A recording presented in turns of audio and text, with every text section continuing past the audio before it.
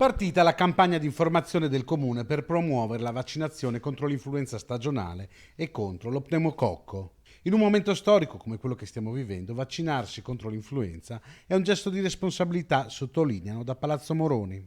Fare il vaccino anti-influenzale vuol dire almeno diminuire i casi e non creare confusione. Penso sia importantissimo. Faremo anche una campagna di manifesti per sensibilizzare al massimo tutti i nostri cittadini. È importante vaccinarsi per evitare che i medici facciano confusione, non per evitare il Covid-19, per evitare confusione. Il Comune ha inoltre disposto i test sierologici per i propri dipendenti. Prima di tutto faremo tutti i nostri collaboratori sia del Comune, delle nostre partecipate, ovviamente in maniera volontaria, serologico. Sono prenotati circa 1250 persone, è volontario e pensiamo che aver cura dei nostri collaboratori sia fondamentale.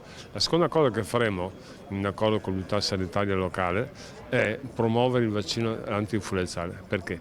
Perché i sintomi sono gli stessi. Il primo cittadino ha anche commentato l'incontro degli antivaccinisti in Prato della Valle domenica scorsa. Ognuno è libero di fare quello che vuole. Sarebbe importante sapere chi non vuole fare il vaccino, non vuole di proposito, dopo quando è infettato per caso cosa fa.